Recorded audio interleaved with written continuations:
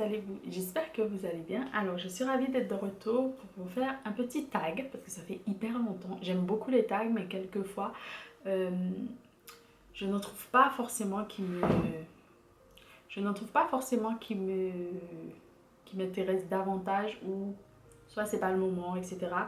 Et ils sont majoritairement en anglais. Je ne sais pas si ça vous intéresse vraiment, mais moi ça me plaît de les faire aussi et j'ai envie aussi de répondre à ces questions.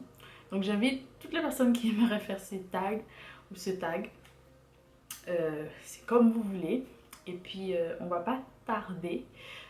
Qu'est-ce que je voulais vous dire aussi? Si vous trouvez des tags qui pourraient être intéressants, que vous aimeriez que je réponde à ces questions, n'hésitez pas à me les envoyer ou me dire éventuellement en commentaire. Alors sans plus tarder, comme vous l'avez déjà vu par rapport au titre, c'est le Mid-Year Book Freakout. Donc c'est un tag avec quelques questions, environ 13, que je vais vous faire. J'ai préparé un petit peu. Alors, première question. Best book you've read so far in 2022.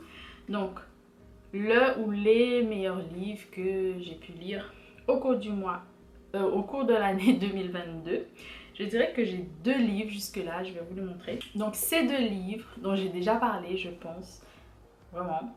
Je vous mettrai au pire les vidéos dans lesquelles j'en parle. Donc c'est le livre d'Evan Wesh qui s'appelle Je vivrai d'amour pour toi.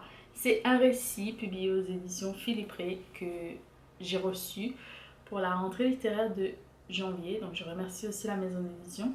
Merci infiniment, vraiment. Et j'ai adoré cet ouvrage. Donc ça parle d'amour, notamment l'amour pour une mère qui meurt en Haïti.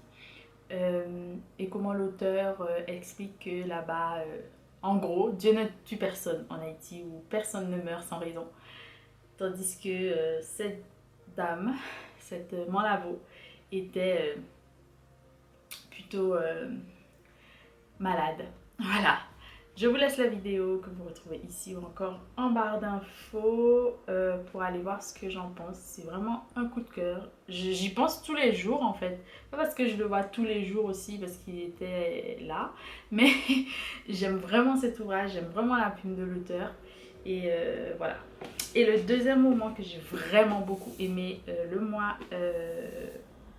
il y a quelques mois, mais toujours l'année 2022, c'est No Home de Yagyasi.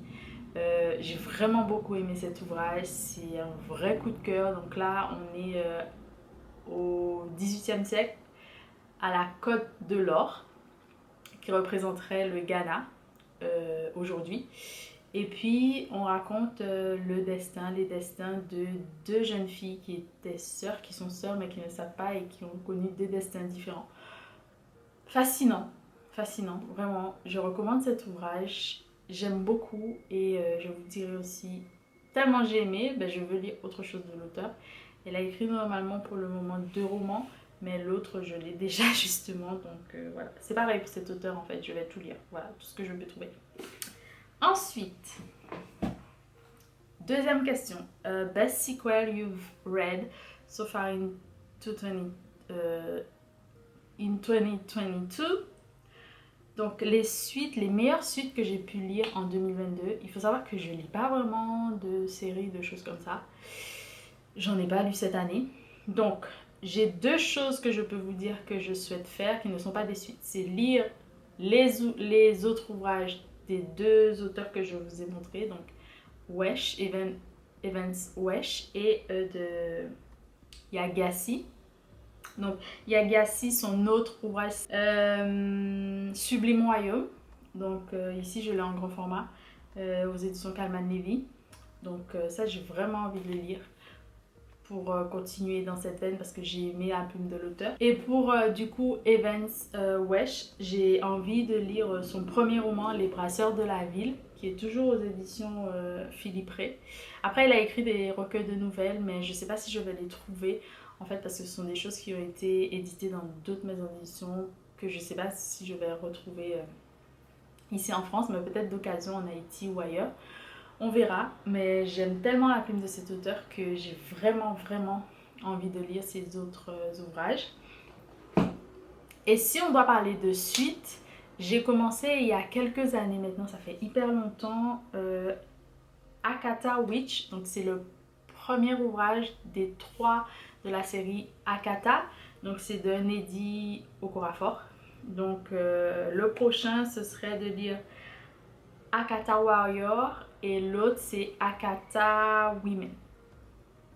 Donc voilà, je vais essayer de lire ça mais je les ai pas encore. Donc ce sont les 2 choses on va dire si je dois lire des suites ou le reste des ouvrages des auteurs. Ensuite, 3e question. New release you haven't read yet but want to. Donc de nouvelles parutions que je n'ai pas encore lues mais que j'ai vraiment envie de lire. Alors voilà, il y en a beaucoup. J'en ai sélectionné 4 ou 5. Comme ça, voilà. Donc un ouvrage que j'ai eu vraiment envie de lire que je n'ai pas encore lu, c'est Le duel des grands-mères de Diadier Dembélé. Non, oui, Dembélé, aux éditions J.C. Lattès. J'ai super envie de lire cet ouvrage parce que ça parle beaucoup de la langue, beaucoup de traditions et des choses comme ça. Et j'ai lu l'Inkipit plusieurs fois et j'ai adoré. Donc j'ai vraiment envie de lire cet ouvrage. Ensuite, un autre ouvrage que j'ai vraiment envie de lire, c'est Black Cake, je crois. Je vous mettrai l'ouvrage ici ou ici. C'est un ouvrage que je trouve vraiment joli. En tout cas, la couverture que je vous montre, parce qu'il y a une autre couverture, je crois. Mais c'est celle-là que je préfère. Donc j'ai vraiment envie de lire cet ouvrage. Même si j'ai entendu aussi de bonnes choses et de très mauvaises choses. Mais j'ai quand même envie de lire. Ensuite, de Bernardine Evaristo, j'ai envie de lire Mr. Loverman. Pourquoi je le mets là? C'est parce qu'il est sorti cette année, je crois, hein, si je ne me trompe pas, en français, aux éditions... C'était quelle maison d'édition? Je sais plus, mais je vous mettrai la couverture. Donc j'ai vraiment envie de lire ça. J'ai envie de lire aussi Fighting Me de Viola Davis, que j'ai vraiment envie d'avoir là. Je pense que je l'ai commandé, je pense qu'il est arrivé, il faut juste que j'aille le récupérer. Je le mettrai aussi ici. Et enfin, Journal intime d'une féministe noire de Axel, je crois, Djandjike, si je prononce bien. Il y a plein d'autres ouvrages qui sont sortis que j'ai envie de lire, notamment aux éditions de Globe aussi, comme l'ouvrage de Bernardine Evaristo. J'ai oublié le nom de l'auteur, je vous mettrai ça aussi. Ici, j'ai vraiment plein d'ouvrages que j'aurais aimé lire. Mais on va se contenter de ces 6 là parce que c'est déjà énorme. Ensuite, Most Anticipated Release for the second half of the year. Trop. Là, j'ai rien mis. Mais en fait, on va dire tout ce que j'ai reçu là pour la rentrée littéraire. Notamment Open Water, que j'ai déjà lu. Et que j'ai vraiment aimé. Je vous ai laissé ça dans une vidéo normalement de mes bilans de lecture de juin. Donc allez voir la vidéo, je vous mettrai ici. Et puis, quoi d'autre? Et puis, il y a notamment les ouvrages pour la rentrée littéraire aux éditions Mémoire d'Encrier, notamment Difficult Woman, Le Testament des Solitudes. Voilà, pas mal de choses qui vont sortir là, que j'ai envie de lire. Et notamment l'ouvrage de La Dissociation, je crois, ça s'appelle. Oui, La Dissociation de Yala Kisukidi, c'est aux éditions Seuil qui va sortir normalement pour la rentrée littéraire aussi. Bon, j'aurai l'occasion de vous faire donc un to be read, une palle d'été en fait, parce que j'ai envie de faire ça, voilà, tout simplement. Parce que je pense pas faire de palle pour chaque mois, donc je vais vous faire juste une palle d'été comme ça, voilà, on verra. Ensuite, Biggest Disappointment. Alors, les ouvrages qui m'ont le plus déçu cette année, j'ai eu Ultramarin de Navarro, je vous mettrai ici, je vous mettrai la vidéo. J'ai été vraiment déçue. La Bibliothèque de minuit, j'ai été partiellement déçue parce que j'avais déjà deviné la fin dès le début. Ça m'a un petit peu déçue. Bon, c'est pas bien grave, mais voilà. King Kong Theory de Virginie Despentes, déçue à mort, vraiment.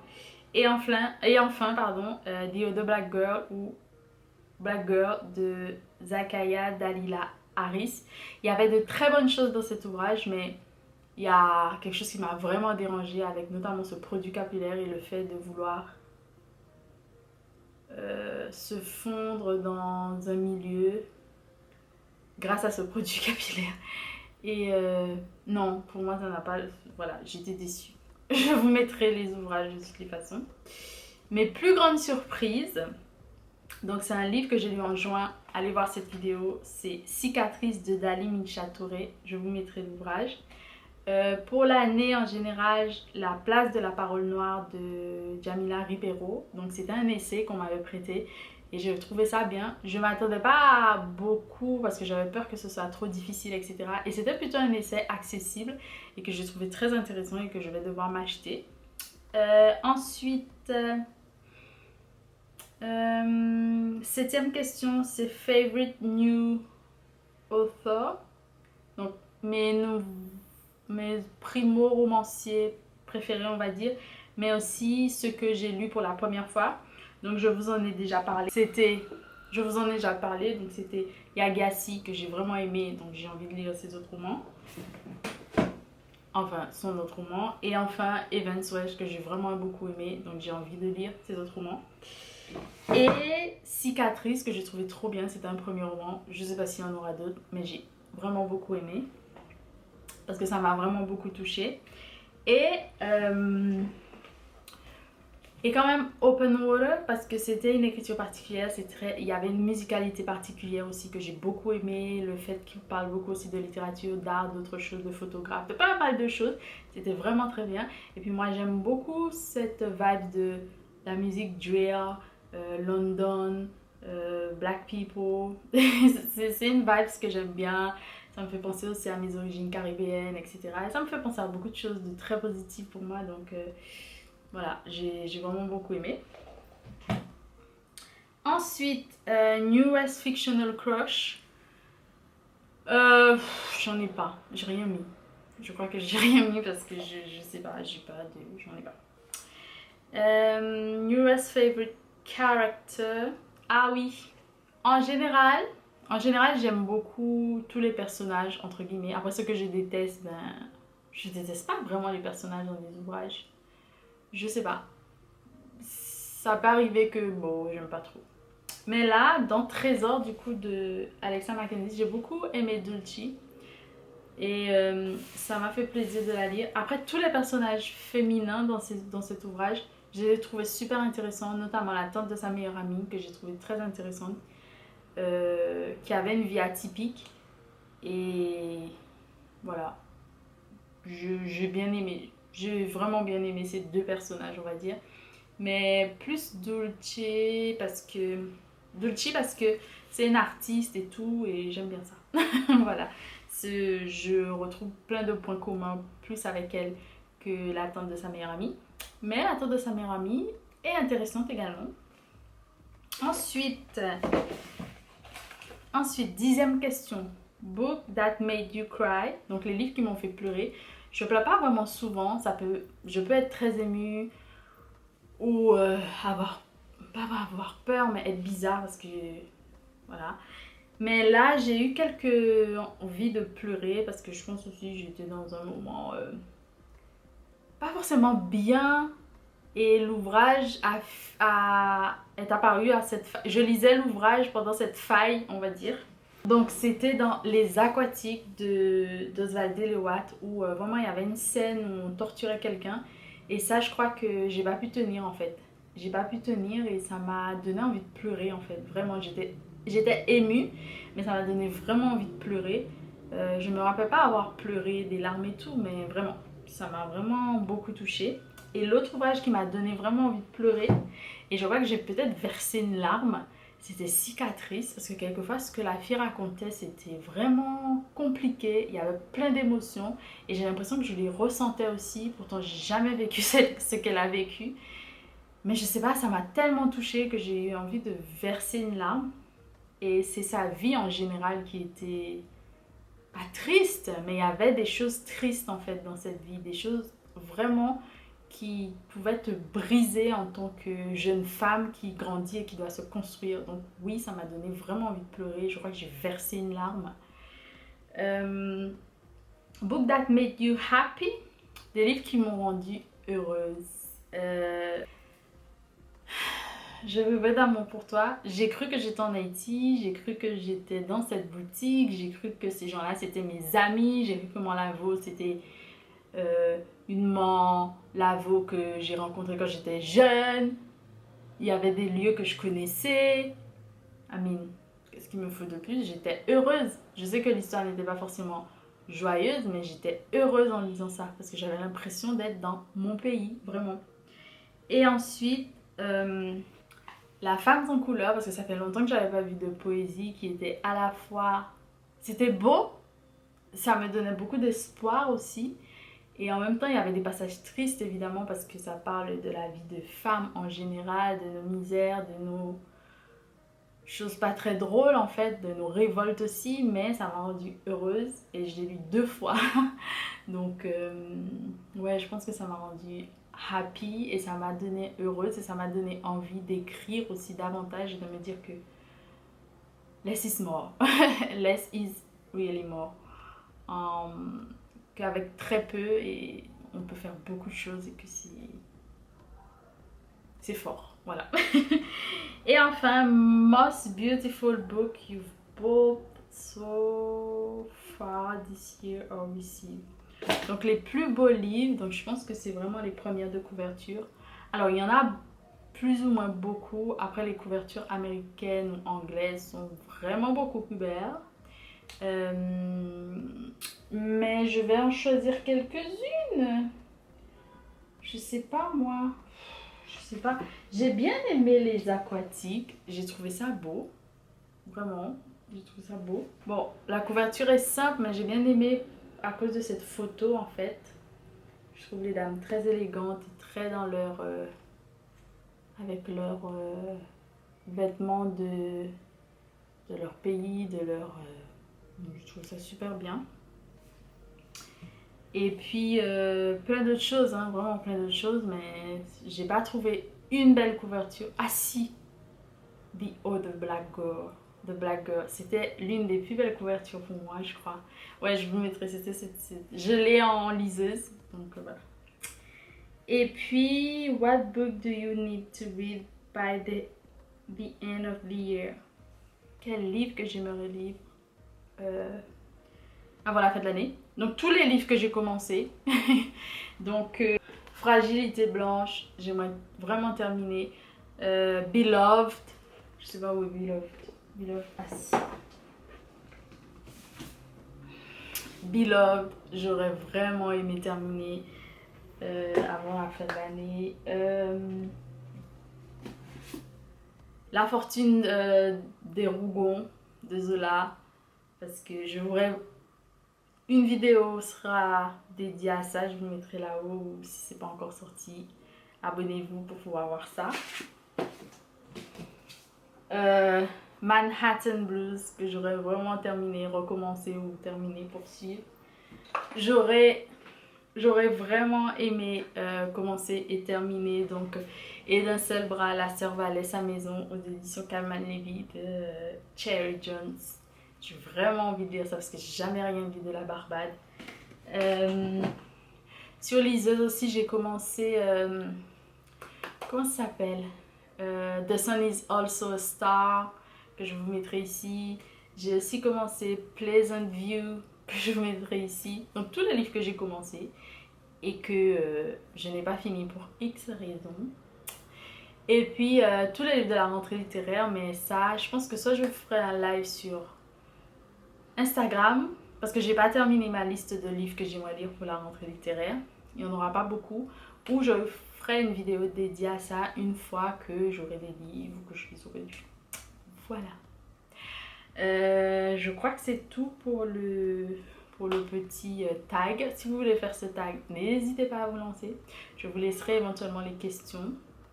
Et puis on se dit à très bientôt pour de nouvelles aventures ensemble. N'hésitez pas à vous abonner comme je vous le disais, à aller voir les vidéos précédentes, à partager, me laisser un petit commentaire pour me dire ce que vous en avez pensé, ce que vous pensez lire, ce que vous avez déjà lu. Papotons quoi. Et puis n'oubliez pas que vous pouvez désormais me soutenir sur Patreon également.